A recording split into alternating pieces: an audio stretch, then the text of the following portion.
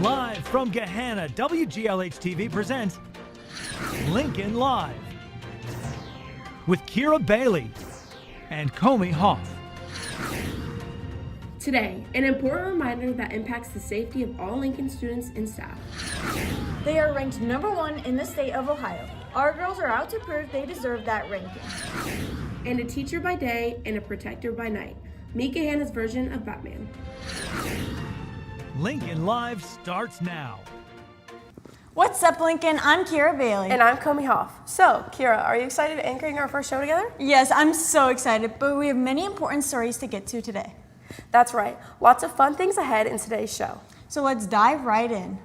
I'm sure many of us remember going outside during 6th period last Wednesday. Yes, this was due to the fire alarms going off in the middle of sea lunch. It is important to treat any situation that could be an emergency seriously. Here is Mr. King with more reminders about how important of emergency drills are.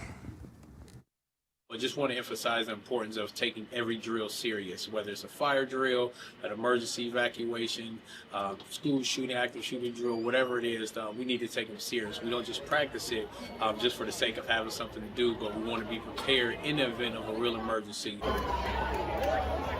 It is important that we take every drill here in this building serious. So when you hear a fire alarm or any type of alarm go off in this building, we are treating it as an emergency situation. Even with a fire drill, we come outside, we want to be very mindful that we need to be as far away from the building as possible. We should be closer to the streets. If you're in a parking lot, all lanes for a parking lot should be clear for emergency vehicles to be able to attend to the building if needed. So again, please make sure that we're moving swiftly through the hallways. We're listening to the instruction of any teacher or an administrator. And if we hear a fire alarm or any type of alarm go off in this building, unless you hear otherwise on the PA, we will treat everything as an emergency situation. If you weren't able to pick up your yearbook last Friday, don't worry. There's still one last chance. Yearbooks will be available for final pickup tomorrow in the lobby all of 6th period. This is your last opportunity to get your copies, so make sure to stop by if you haven't. Here's Mr. Wagner with more.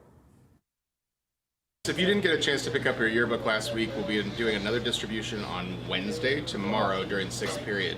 If you didn't get a slip or you lost your slip, just show up. We'll be able to look you up. We're excited to get your books in your hands. Our girls cross country team continues their undefeated season. This past weekend, the girls ran at the annual Celtic Clash at Dublin Jerome, and both the JV and varsity teams took home the win. The top finishers were Ruby Lewis, who placed 4th, Abigail Young, who placed 7th, and Olivia Smeck, who placed 8th. Jillian Gomez and Dylan Yost rounded out the top 5 for the team, further cementing their spot as #1 in the girls Division I cross country coaches poll. The Lady Lions have much to be proud of, and varsity runner Emma Abrams also certainly agrees.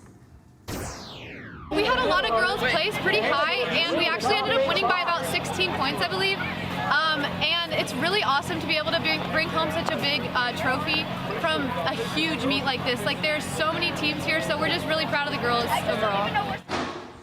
As for the boys, they also competed at the Celtic Clash and left it all on the course. The JV squad pushed through for a strong 4th place finish, while the varsity team battled their way to the top 5 out of 26 teams. Leading the charge, Liam Irvin crossed the line with 15 minutes and 50 seconds, earning an impressive 13th place overall. Not far behind him, Ethan Lacrosse ran a time of 16 minutes and 14 seconds, securing the 24th place, the team's second scoring spot. We caught up with another varsity runner, Keegan Sullivan, after their race. The meet today went really well for me. You know, I've been injured a lot this year, so it was nice to finally get out and get my second race of the season in. And I got a nice PR, which was obviously nice, and then we just did a good job competing today. The team did pretty good. We had a lot of PRs all around, both in the varsity and JV race, and you know, it's good to see the team coming together, and we can't wait to see what we can do throughout the rest of the regular season and hopefully make a run in the postseason. The Lions football team visited Olentangy Orange last Friday in a great game. Unfortunately, the Lions came up short, losing 35-21. Brock Cummings led the Lions with 92 yards, rushing along with a touchdown with Trey Wilson, adding 2 of his own. The Lions will look to bounce back this Friday at home against Dublin Jerome. Every day, teachers are shaping young minds in the classroom. But one teacher in our school, when duty calls, they answer to a different kind of call. Our Matthew Leesburg has the story on science teacher Miss Parrish, who not only serves as a teacher, but also protects this country. Along with how challenging it can be to balance the 2 jobs. Here it is. Here at Lincoln, the teachers are our biggest supporters in the classroom and want success for every student. However, there is one teacher who does a little bit more serving than just teaching students every day. So when I first joined the military, I was in the CBRN Corps, which stands for Chemical, Biological, Radiological, and Nuclear. So if there was ever like nuclear bombs dropped, I would be the person that would say like who's danger close, who might die, who might feel long-term health effects. And now I've switched over to being a logistician, which means I move bullets, beans, and fuel around the battle space. Being a teacher while also being on duty is hard, and it is challenging to balance two jobs at one time. Out of all the jobs I've ever had, because it took me a long time to figure out what I wanted to be when I grew up, the teaching works the best with also being in the military. They're very good about letting me out when I need to do my civic duty. Also, my biggest duty is usually in the summertime, and so the fact that teachers are off during the summer works really well with being in the military. Having a teacher who is fighting for our country has its ups and downs. However, the pros beat out the cons and help the students succeed in the classroom. I feel like at times it's like being a teacher like an army soldier. Like I remember times where like she would like stomp on the ground and act like she's like a real life general, and we call her like General Parrish because that's something she wants to be. And I feel like she made science real fun because like she's kind of like another little student. Like we can talk to her about anything, and she also teaches us at the same time. Yeah, it does definitely feel like you're being taught by an army soldier just because like she sometimes yells and stuff, and it kind of makes you feel like you're in like a military base or something like that. But there are also sometimes she actually she's like a normal teacher and she does like the normal teaching stuff. But the moral of the story is I shot 29 out of 30, so I'm a sharpshooter now. Being in the military while also teaching allows Ms. Parrish to learn things that teachers normally wouldn't learn and can help give advice to other teachers. So prior to teaching here at Gahanna, I taught at a really small school. So coming here, Mrs. Parrish has taught me the value in collaboration and PLC. She's also taught me the value of having a schedule for our kids and sticking to that pacing guide, because that was something I definitely struggled with prior to this. But overall, she's just a very positive person and a great co-worker, great friend to be around. As Ms. Parrish continues to be a teacher, friend, and soldier, she will continue to inspire her students and make science as fun as possible.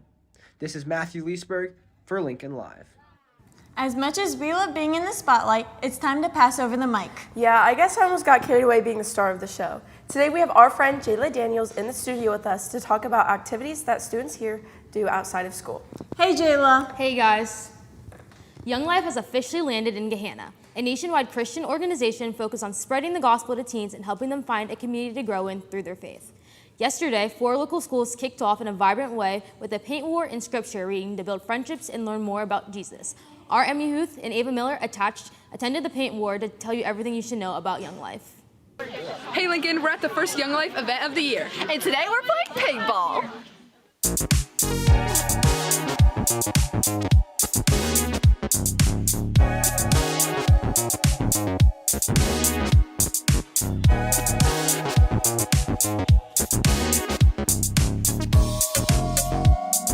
Young Life is basically a place where you can hang out, but also learn a lot about Jesus. We used to have it at Gahanna like a while ago, but we're bringing it back.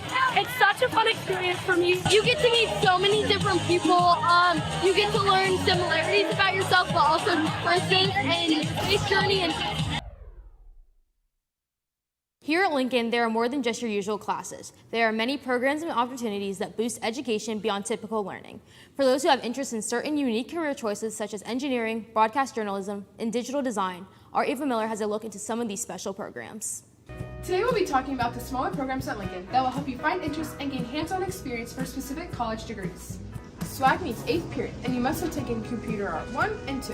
In this course, students will become familiar with graphic design and illustration. Another STEM and design program is Fat Lab. This is an engineer-based course, and you must be an upperclassman and have taken Intro to Engineering to qualify.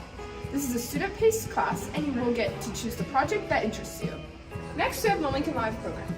The Lincoln Live class meets 1st and 2nd periods every day. You must have taken Intro to TV, and then can choose to take Film and Documentary or Sports Zone. Next, we're in the language hall. Lincoln offers ASL, Chinese, French, German, and Spanish. If you took a language in middle school, feel free to explore your options. These are just a few programs at Lincoln that will help advance your learning. That's all the news I have today. Sending it back to Comey and Kira at the news desk. Thanks, Jayla. Well, that's all we have for you today, Lincoln. We hope you have a great day. Here's some of our bands for performance from Friday night. And we'll see you tomorrow. And as always, go Bye, Lions.